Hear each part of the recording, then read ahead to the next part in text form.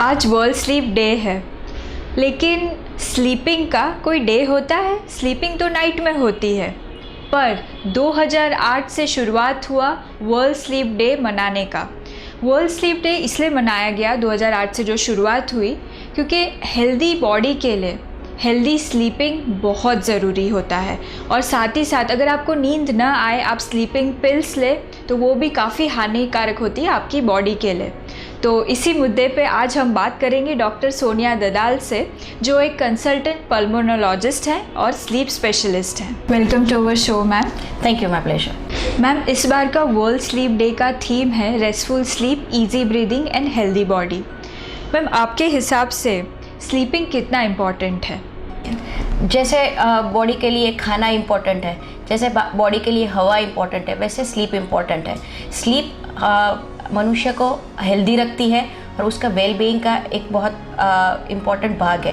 तो sleep is very important. Unfortunately there are 70 types of sleep disorders जो हमको मालूम नहीं है। We are not aware of it. और अमेरिका का एक सर्वे है जिसमें कहते हैं कि 60% of adults are suffering from various sleep disorders. तो हमको ये स्लीप क्या है वो जानना बहुत ज़रूरी है। मैम, एक एडल्ट को कितनी नॉर्मल अमाउंट ऑफ स्लीप की आवश्यकता होती है? नॉर्मली अगर 16 घंटा 15 से 16 घंटा एडल्ट काम करते हैं तो ऑन एन एवरेज 7 से 8 घंटे की स्लीप एडिक्वेट होनी चाहिए। लेकिन ये 7 से 8 घंटा बेड के अंदर रहना वो स्लीप नहीं होता है, क्योंकि स्लीप के साइकिल्स होते हैं। उसमें स्लीप को डिवाइड करते हैं नॉन रैम स्लीप और रैम स्लीप। जो हम रैम स्लीप बोलते हैं वो हमारे ब्रेन की स्लीप होती है, जिसको बोलते हैं गाढ़ निद्रावस्था। तो अगर 7 और 8 घंटा एक एडल्ट सोता है तो उसका 25 to 30% रैम स्लीप में होना चाहिए, जो वो गाढ़ निद्रावस्था में रहता है, तो ही उसकी स्लीप एडिक्वेट होती है। तो टोटल एडिक्वेट स्लीप अब average 7 to 8 hours, but 25 to 30% of those hours should be a brain sleep और अ रैम स्लीप। कौन कौन से major types of sleep disorders होते हैं? जैसे कि मैंने पहले भी आपको बोला, there are 70 types of sleep disorders जिसकी अवेयरनेस नहीं है, right. But major ones are insomnia, जिसको नींद आने में तकलीफ हो। मेरा फॉर्टे है स्लीप डिसऑर्डर ब्रीथिंग, जो स्नोरिंग के साथ रिलेटेड होता है, उसको बोलते हैं ऑब्स्ट्रक्टिव स्लीप एपनिया। फिर न्यूरोलॉजिकल स्लीप डिसऑर्डर होता है, जिसको मगज की बीमारी के कारण नींद की प्रॉब्लम होती है। फिर metabolic sleep disorders. So these are some of the types of sleep disorders. But मेरा फॉर्टे जिसमें है वो है snoring and sleep disorder breathing, that is obstructive sleep apnoea.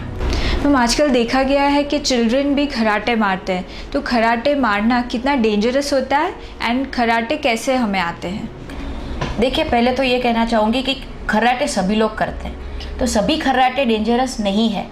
हाँ, snoring in sleep always is not dangerous, but जिस snoring के साथ नींद में अगर ऑक्सीजन कम होता है, हाँ, जिस स्नोरिंग से दिन के अंदर पेशेंट फ्रेश नहीं होता है, दिन में सोता रहता है, वो खर्राटे डेंजरस है। और वो खर्राटे का इन्वेस्टिगेशन, डायग्नोसिस और उसकी ट्रीटमेंट तुरंत ही होनी चाहिए।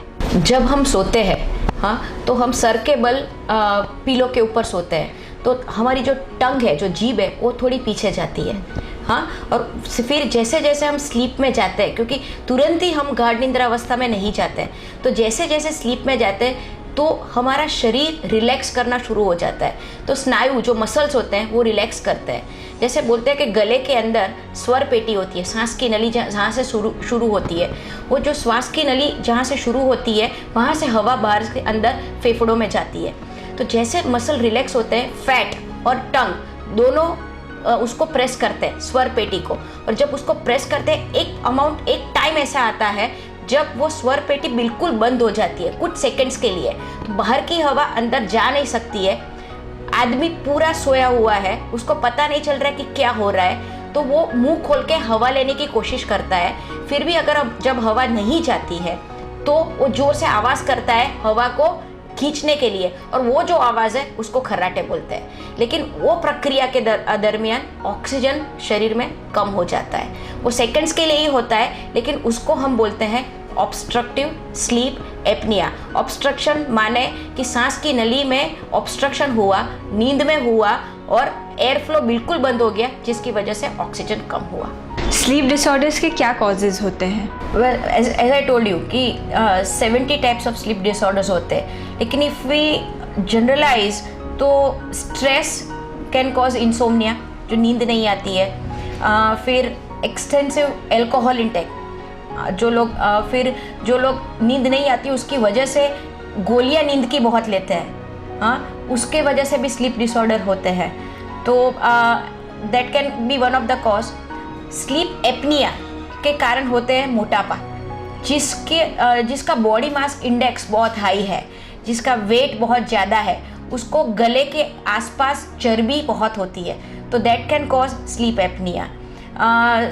कभी कभी बच्चों में, जैसे आपने पहले पूछा था, बच्चों में टॉन्सिल्स के प्रॉब्लम्स बहुत होते हैं, तो वो टॉन्सिल्स जब बड़े होते हैं तो वो अपर एयरवे का ऊपर का भाग का सरफेस एरिया कम कर देते हैं, तो नींद में हवा जाने का मार्ग कम हो जाता है, तो वो भी एक स्लीप डिसऑर्डर करता है। Adenoids can cause sleep disorder.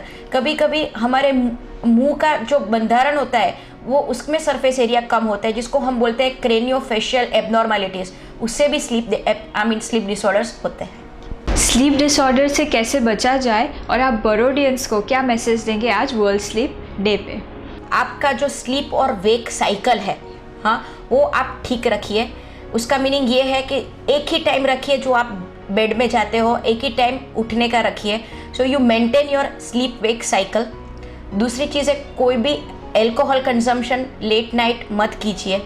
दूसरी कि कैफीन रिलेटेड जो प्रोडक्ट्स होते हैं वो दोपहर में या शाम के बाद लेना अवॉइड कीजिए। स्मोकिंग को बेड टाइम पे अवॉइड कीजिए। रेगुलर एक्सरसाइज कीजिए और खाने और सोने के बीच में एटलीस्ट 3 या 4 घंटे का टाइम रखिए।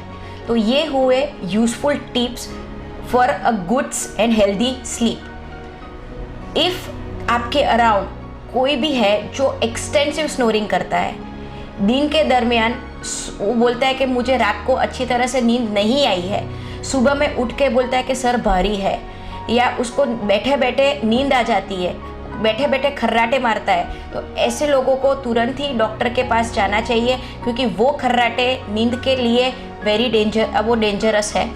और ऑल दोज पीपल जिसको बहुत अर्ली एज के ऊपर ब्लड प्रेशर आ जाता है जो कंट्रोल में नहीं आता है, डायबिटीज़ आ जाता है जो कंट्रोल में नहीं आता है, उन लोगों को लिए ये आप एक बार किसी भी स्लीप स्पेशलिस्ट को दिखा दीजिए कि आपका स्नोरिंग डेंजरस है कि नहीं। क्योंकि ये स्नोरिंग जो अगर आपने निगलेक्ट किया तो उसके क्या कॉम्प्लिकेशंस हो सकते हैं कि नींद में कभी कभी हमने सुना है कि आदमी को हार्ट अटैक आ गया और वो मर गया, क्योंकि ऑक्सीजन कम हुआ।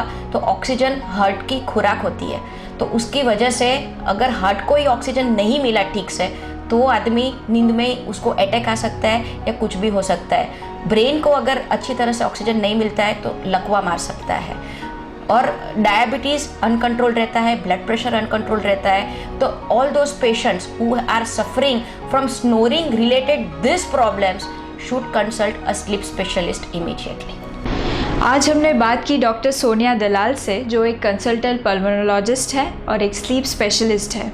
उनके साथ हमने बात की कि स्लीप डिसऑर्डर्स क्या होते हैं और उससे प्रिवेंट कैसे किया जा सकता है। मैं भी एक बात ऐड करना चाहूँगी कि आप सोने से पहले एटलीस्ट 6 आवर्स पहले आप हैवी फूड या शुगरी प्रोडक्ट्स को अवॉइड कीजिए, तो आपकी जो स्लीप है वो एकदम पीसफुल होगी।